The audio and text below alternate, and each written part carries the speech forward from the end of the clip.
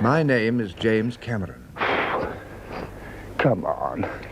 For the love of God, come on.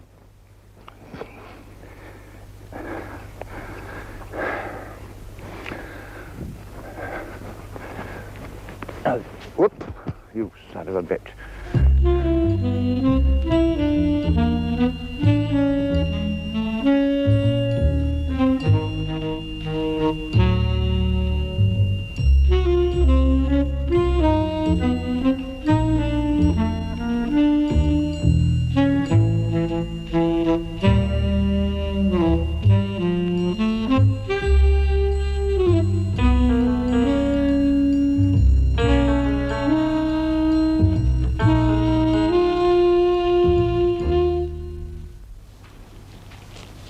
Emollient Ireland, how I like you.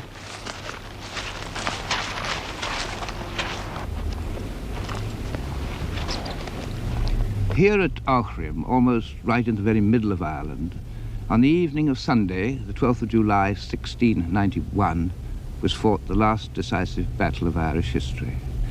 We think about international forces now and power politics being fought over the little nations. Well, this Irish army was equipped by Louis XIV. It was commanded by a French marquis, and it fought for the Catholic James II. The English army was made of 7 different nationalities, and it was commanded by a Dutch baron, and it fought for the Protestant William and Mary. The previous summer, the Irish had been beaten at the Battle of the Boyne, and this was really their last chance. Well, they were betrayed by a traitor, their commander was killed, and they lost the Battle of Aughrim nearly 300 years ago. They've never won anything since. I'll get you here right down and bring this here further in. Dublin now. That's too much. An Irish girl, a German photographer. Who's just open your sliding. Not too much. Sideways. Okay, and now just the eyes come over into the lens.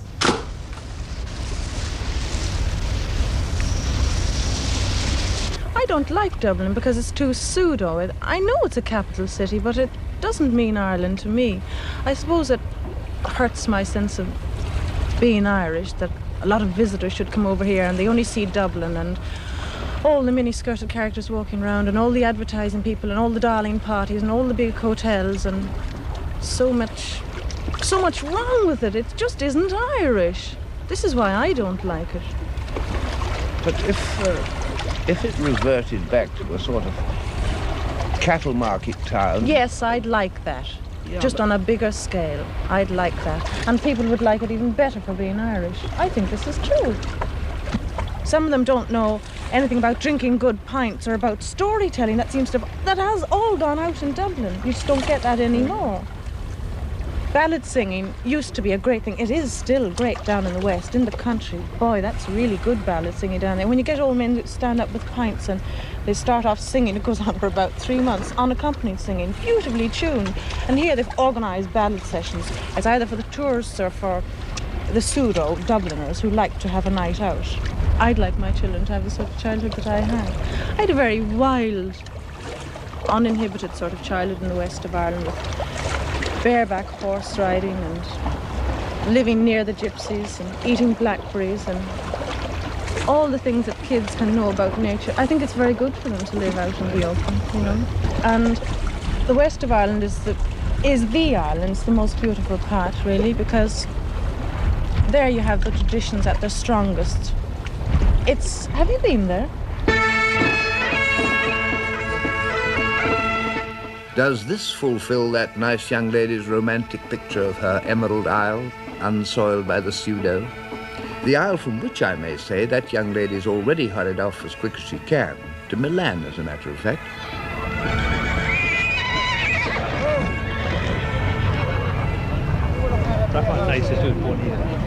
Oh, yeah, sure, there's lots of them here. We go by that. But all this, all the horse shenanigan, it's real, and one has to admit it, it is romantic. It's human, it's got the dimensions of people, and whatever I may say hereafter, I just really do like it. Some of them have few of them sold.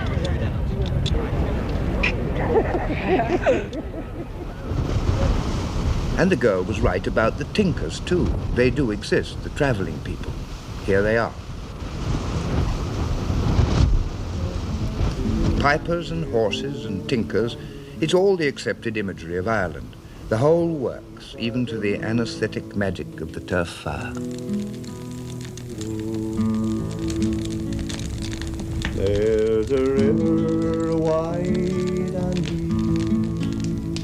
all around the lonely. 'Tis there both day and sleep, down by the green sky.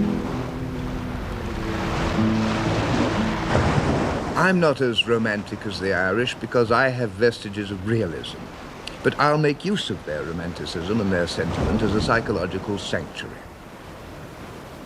And the fact is, you can buy it.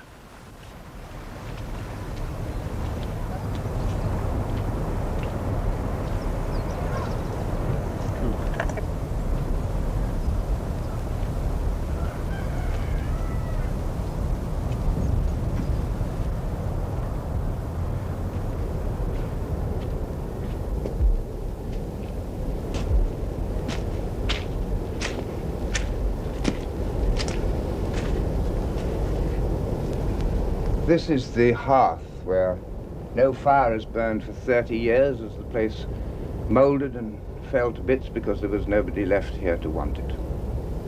By and by, a main room will grow here under a new roof. All over southwest Ireland is littered with these vestiges of vanished homes, but now the new white settlers are moving in.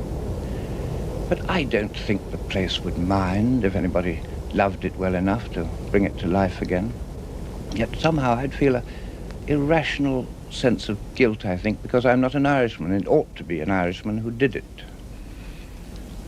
There'll be a main room here, bedroom up there, and all over Ireland, people are saying similar things in similar ruins, and they're all foreigners.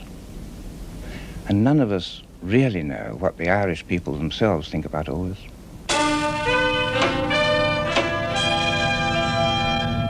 12.5, Keith. 12.5, yeah. Sitting on it. Good time. Irish Fashion 14, take 8.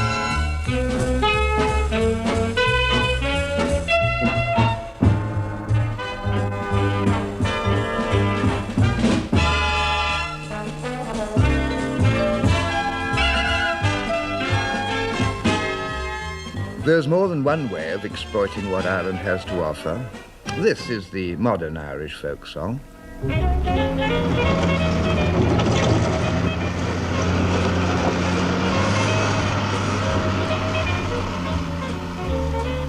And now they tear up the subsoil of County Galway for what are called exportable base metals. They do, who do? Not the Irish, I'm afraid. These mines are a wholly owned subsidiary of the Canadian company, generously granted a 20-year tax exemption so that they may root up some 750,000 tons of iron a year and mash it down, however the hell they do it, into lead and zinc.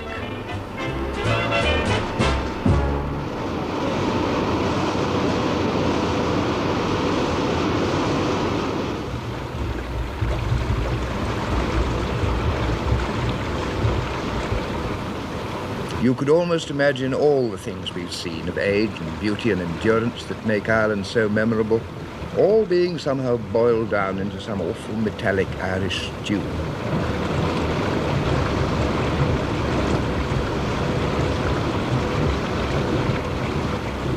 So the Irish countryside just waits for someone to come along and love it enough to exploit it. I think the tendency is to Americanize the country. It's quite an easy thing to happen in Ireland because big development of tourism and large hotels and foreign industrialists setting up factories. That all happens in Dublin, but we, say, bear the brunt of it in the end. Richard Murphy, poet. I don't know whether the West will really be saved or ruined. And when you hear that the field we've just come through has been bought and sold twice this summer for a greatly increased price, and eventually it will possibly have a hotel built on it. You think, oh, the place is going to be ruined. But is it? The people who lived here in the past had hardly enough to eat, and they don't think, their descendants don't think it's going to be ruined by having a hotel here. To take the two ends of the picture, you've got the big oil installation at Bantry, for example, which is put up in the interest of foreigners entirely. And at the other end of the picture, you've got the tourist board promoting this image of the thatched cottage in the bog, which is all very picturesque, very insanitary and so on, because the foreign tourists want to see it. Well, doesn't that in a way make Ireland into a bit of a harlot? Well, you certainly can wound us very easily on that score if you see signs up on the road for a hotel saying hospitality at its best. Hospitality, there's a word that has declined in value and meaning. Hospitality now is something you pay rather a lot of money. Very debased. To enjoy. You get a feeling when you come to Ireland that we're, say, living in the past, largely because the kind of life that we still enjoy is something that has been wiped out in England by the population. But really, I was going to say that this question of the past is really a question of language, and the language that people speak. And for a writer, that's the most important thing, the people he's talking to, and what the language that he hears spoken around him is the most important thing. Sean Captain 3, think Poladi, Ish, think Linda Victoria. K. Shaw, Cam. Shaw E. Daddy. Sean Bar, K. Shaw. Shaw E. Mommy. Carver Lilani, Bobby. Tashi, K. Shaw, Annie Hulvan. Shaw E. Daddy. Ken Fag will caught the Moorer. Annie Hekan. Tashi Gover. It would perhaps complete the romantic picture if the Irish spoke Irish, but almost all of them have to be taught it. It's imposed as a school subject out of political nostalgia by a romantic bureaucracy. Where else in the world has anyone ever imagined such a thing as a romantic bureaucracy? Celtic twilight by administrative decree. Irish children must screw their brains learning a tribal tongue spoken by nobody else. Bobby, it will break faster, imagine. Did Nemo break faster, Mud? Anish, they kill it. Did Nemo break faster, Mud? Gentlemen, Aramak, Anish. Could you get question or didn't Anish? Bobby. Still, my grandfather spoke this language 70 years ago. Is it a final anachronism just because I don't?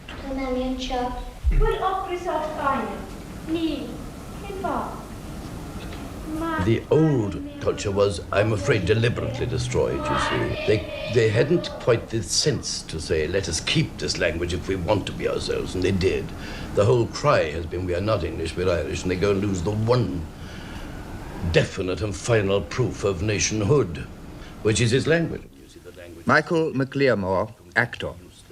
Now, I think that the gift of the gab probably comes really fundamentally, you may be surprised at this thought, but in Ireland I think it probably comes from the fact that our language has changed, forcibly, admittedly, and very painfully. We're now equally forcibly and equally painfully and far less effectively trying to get our own language back. Yeah. I personally believe in it passionately, but I don't know, I believe in the necessity of it, but I don't know that I believe it's going to live. I wonder whether this fact that they're speaking in another person's language has influenced this gift of the gap. Oh, Whether yes. they are the native Irish speakers, are they as fluent and loquacious? Oh, yes, they are. And because they have a great tradition and an enormous archaic vocabulary of great richness, which points to an astonishing past. But so that they were presumably more or less what we call Béalvin, sweet-mouthed. There are great subtleties in the language itself. I mean, native words not borrowed from Latin or Greek for abstraction and such as philosophy, culture, and so on. These words existed in the Irish language and still exist as living words. Over the main trunk road to Dublin looms the great ruin of the Rock of Cashel.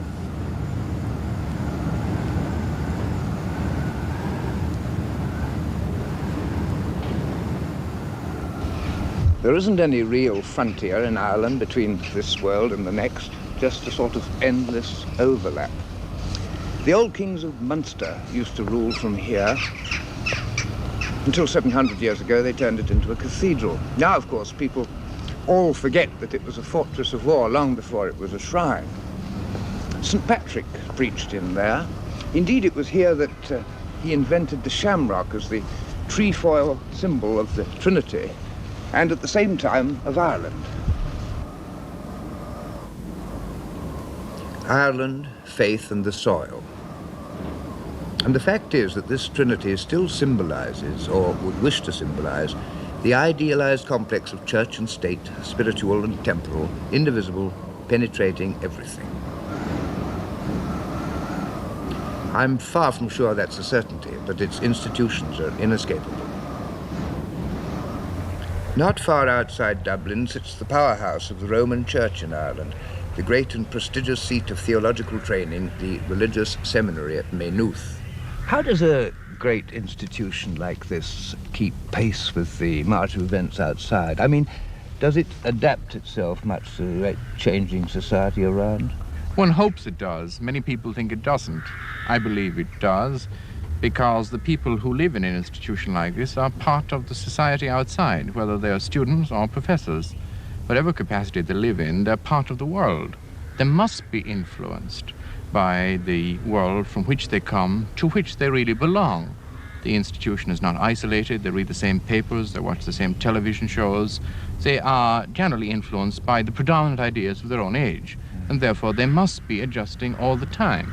I get the impression in Ireland at the moment that it is very, very much on the edge of a tremendous series of changes, on a sort of watershed of a social pattern.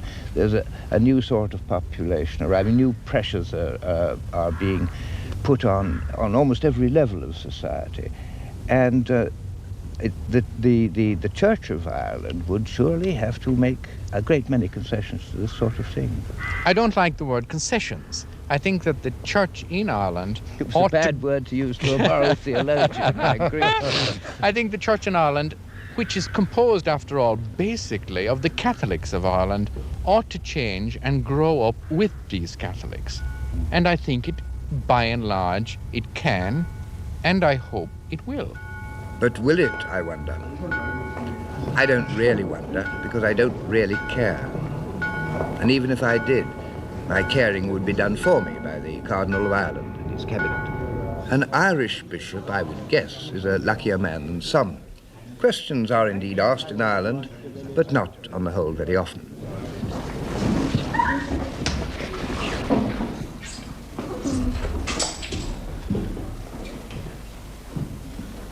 In the name of the Father, and the name of the Son, and of the Holy Spirit, thou, O Lord, wilt open my lips. Incline unto my aid, O God. Glory be to the Father, and to the Son, and to the Holy Ghost. It's no use saying it begins here. It begins earlier than here. It begins in the womb, if not even sooner than that. I refuse to be argumentative about this. It speaks for itself. An Ave Maria or an ABC or both at once? What's the difference? There isn't an inch of room for nonconformity, not here in West Ireland. Blessed is the fruit of thy womb, Jesus. Grace, the Lord is with thee. Blessed art thou among women, and blessed is the fruit of thy womb, Jesus. There's an assemblage of certainties, and that, for the time being, is that.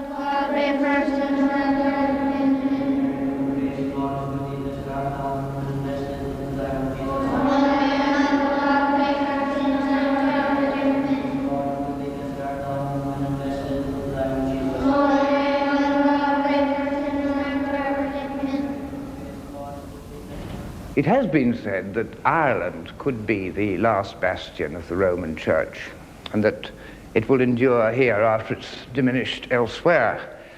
I rather wonder about that. I think that might be wishful. It's very hard to see, with all the changes that are happening in Ireland, the new kind of population, the new trends, this grasping after new techniques and new monies, how the church can maintain its dominance forever. It could well be that for its own salvation, the church might want to keep Ireland as a permanently underdeveloped nation, but that won't happen, I hope. This very place, this beautiful place, is, after all, no longer a cathedral. It's not even a church. It's run by the Ministry of Public Works, and it's the star attraction of the Tourist Board. It could be, in fact, that St. Patrick's old shamrock might stand for a new kind of trinity now, the Ministry of Finance, the Ministry of Agriculture, and the Tourist Board.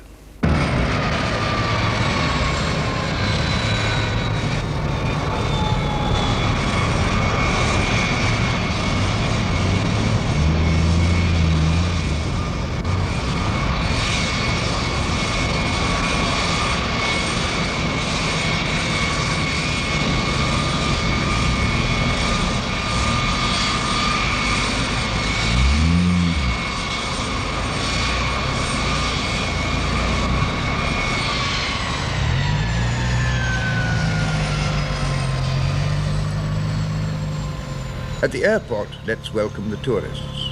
By all means, let's welcome the tourists. They represent the second biggest industry. There are something like 100,000 of them a year, which is by no means small potatoes. They come from Boston and Chicago and Butte City, which is where so many of their grandfathers went in the bad days. There are, after all, many more Irishmen in America now than there are in Ireland.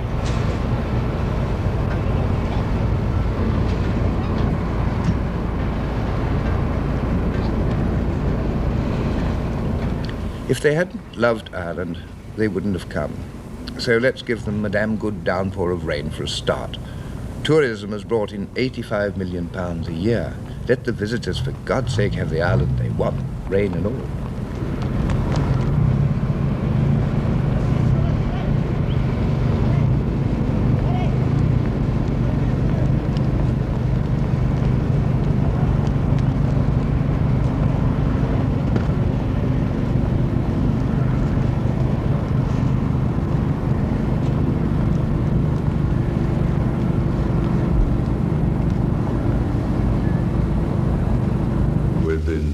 Moving ahead at a very rapid rate of growth over the last 10 years when we really started our tourist promotional effort.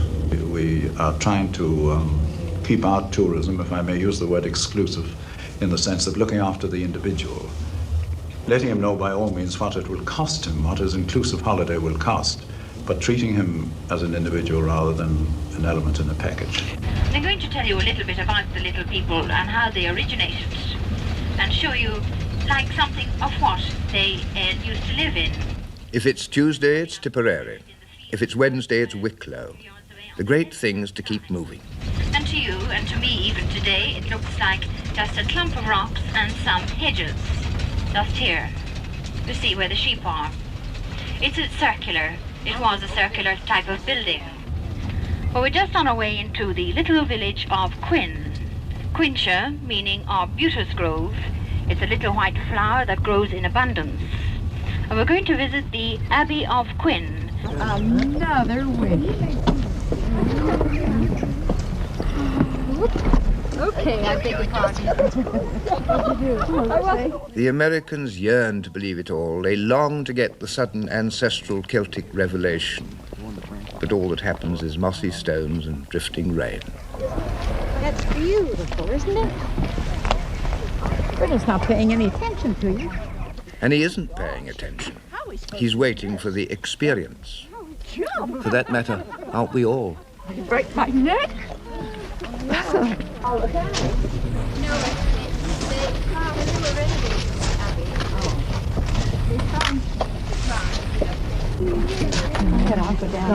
I've seen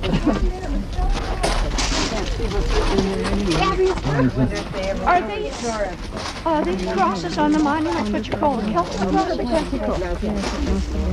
These would be very, very ancient, aren't they? Yeah, they obviously weren't expecting us. The gates are all closed, as you can see. Wow. Being such a miserable day. Yes. They have the tomb belonging to Conchio the McNamara just in the castle or in the abbey there. What are the birds sitting up there on the top?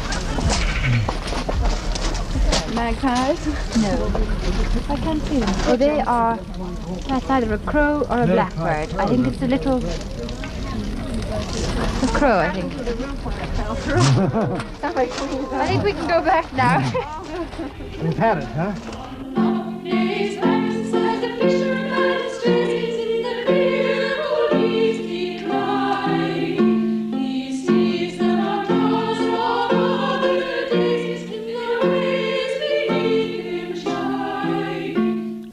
This is a real, genuine Irish castle, a very beautiful one.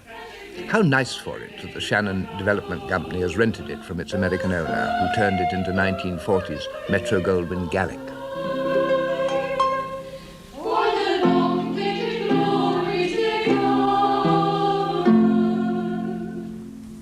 I think I said earlier that we are going after the exclusive tourist, the tourist who is interested in literature, in poetry, in theatre, in scenery, in native customs, not the person who's looking for the honky-tonk type of pleasure. In a way, it would be a culmination of all your efforts, but it would be disastrous, wouldn't it, if Ireland turned into another Switzerland? You know, the one great difference between Ireland and any other country in the world is that our population has been decreasing for the last 100 years. It's now turning upwards. But the fact is that from the tourism point of view, this is a tremendous asset because we have a great area of unspoiled countryside.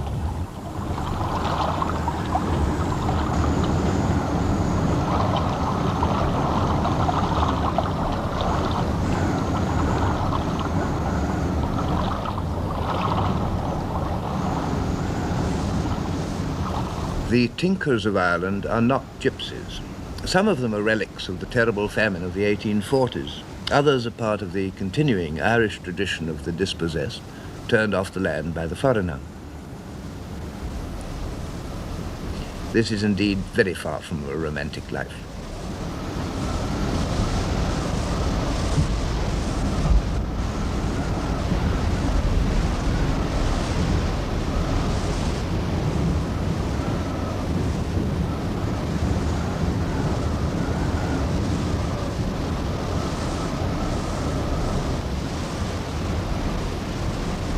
It is something, perhaps, in a poor country to be poorer than anyone else.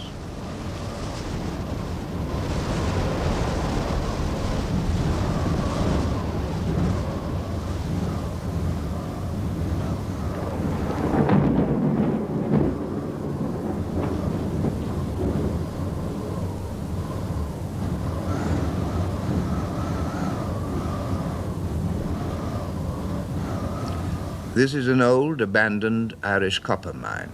There were these little lodes of copper all over West Cork. It's as dead as a doornail now, of course. All that's part of the story, I suppose. About 10 years ago, the owners decided to close it down. In the 1830s, 1,500 men were employed here. That's more than the whole population of the area now.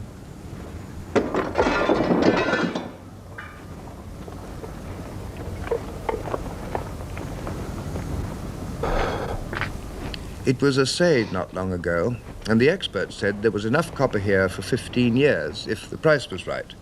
But the price wasn't right.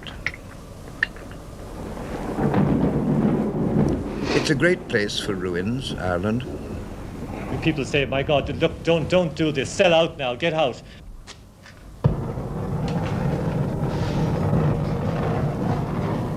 Eddie Delaney, sculptor. I asked the Arts Council, I went around and told them I was starting this foundry. No, they said, what will be your production? What are you going to export? Of course, I mean, I could export if I wanted to, but then I wouldn't be building furnaces or works of art. I would be making butter or something, or one of those other things, growing cattle or, breeding pigs. You know, this is the type of export they were talking about. Part of this terrible Irish thing of thinking of everything in terms of sending it away. But the horrible thing about it is that from the artistic point of view, they feel that we should be at the Paris Biennale, we should be at the Tokyo Biennale, we should be represented in public exhibitions, which I am at the moment, abroad. I'm representing Ireland in Tokyo. But I had to pay for the transport of my own work to Tokyo and back. Yet, to me, as a nationalist, the reason I'm there is, amongst 100 countries in the world, there is an Irish flag hanging outside a public pavilion. But I have it there, and I have paid for that flag to hang there, while the Irish patriots and the Irish cultural setup are here saying, but we must get a new image abroad. And this is something that I'm frightened about, because we are not helping the type of image which we are trying to create abroad. We're trying to suppress it. This is a frightening thing of Ireland today, as I see it. I mean, one feels they were dealing with the same type of people, a type of moron. A moron is a sense, a Philistine, you know, people which don't understand about how the thing should be, how the scheme should work, but says, why isn't it working? But you must be optimistic that things will improve, or you wouldn't continue. They have to improve. That is one of the nicest reasons that I have been here. This is one of the reasons people say, why do you stay here? I mean, one has to fight here, as I have. I mean, although people say to me, you are lucky, look at all the money you're earning. I'm not earning any money, really. But the fact about it was that I fought a battle and won where most other sculptures failed. They all gave up and left.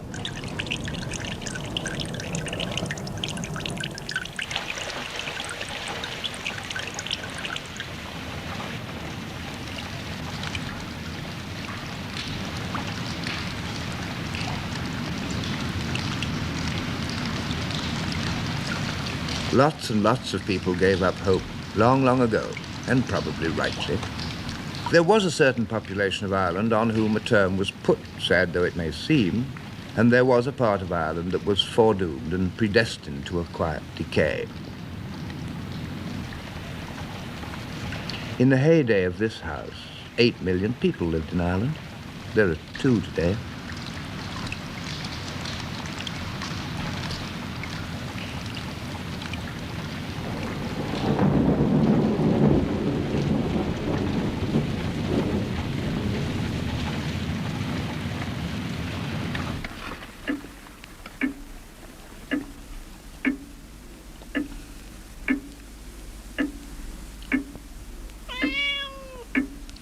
The old Anglo-Irish of the days before independent Ireland, they were great in their day. They were rich, as riches went. They were significant and powerful. They lived in splendid country houses with well-trained peasant servants.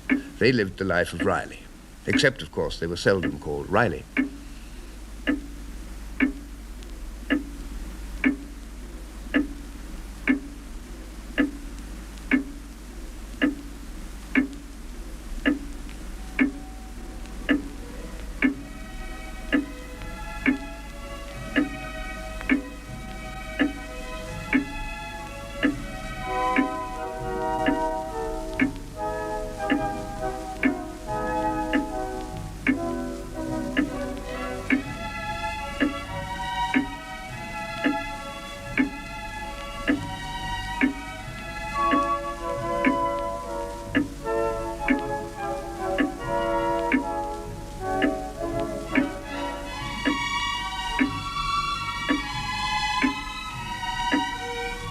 They are not monuments in the classic style. They're not even stately in the English sense. But they are very nice, and someone lived in them once.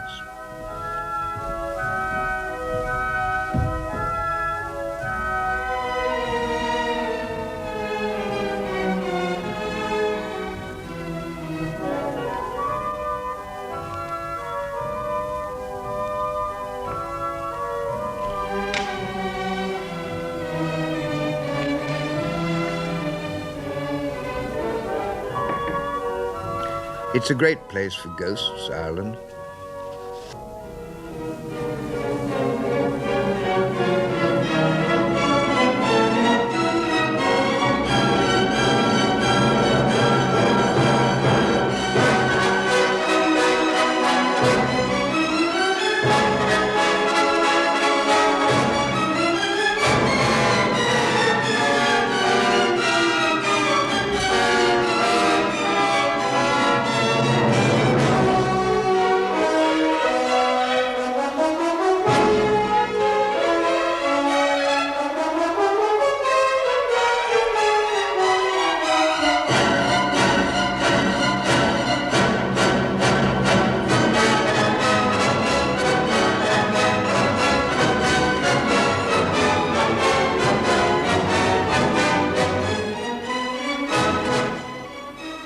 It is true Ireland has an obsession with the dead heroes, an awful consciousness of almost immediate mortality. It happens, I suppose, when your really vital history was only 50 years ago.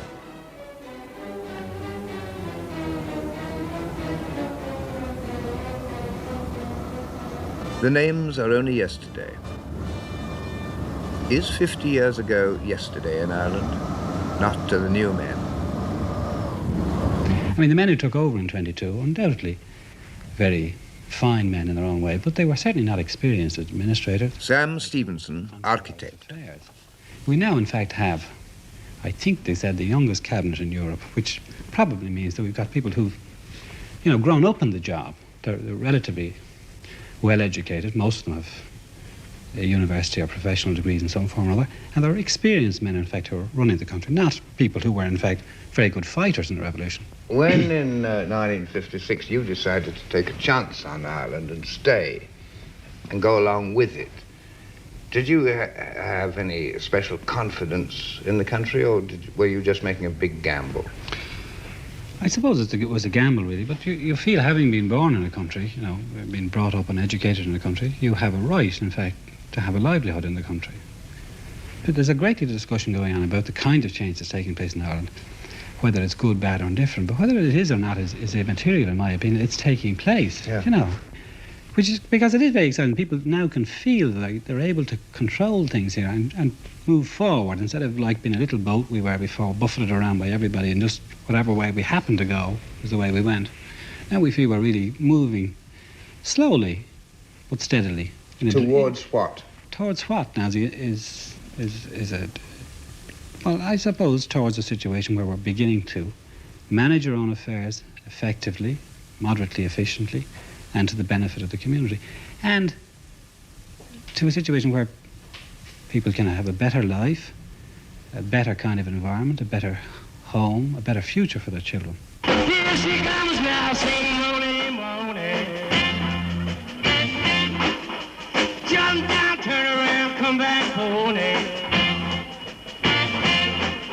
Tries to give me love and it feels so good now. That's your Ireland. In a village in the middle of Tipperary, they're not singing ballads by a turf fire, are they? They're not drinking good pints. They're dancing to the Dixies.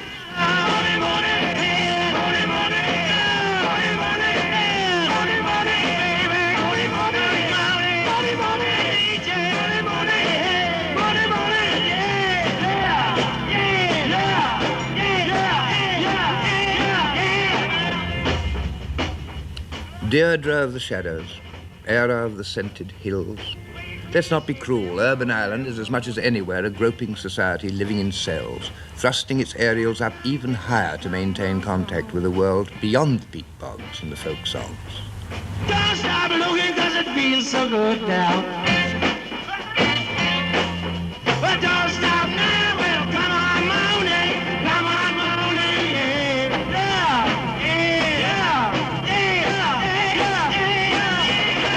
Money, money, money, money, money, money, money, money, money, money, suck it to me.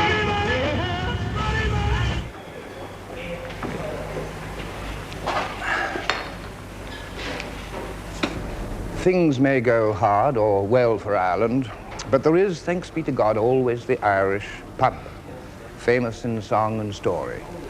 Haunt of conviviality and conversation, where literary allusions fall from the air like fountains, and eloquence and epigrams are currency like coppers.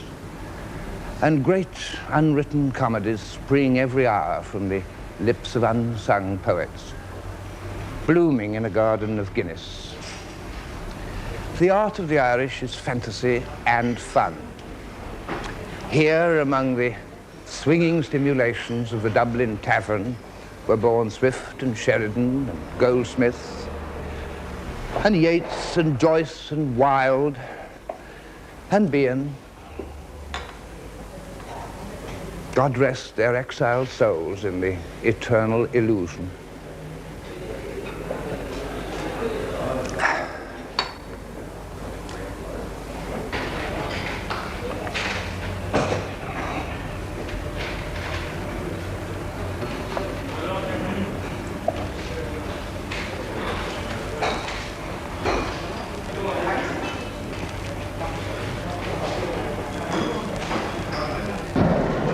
Final call, Aer Lingus Irish Flight 111 to Boston and New York. In spite of it all, the Irish still leave. On Flight 111 to Boston and New York, there won't be, there never is, an empty seat.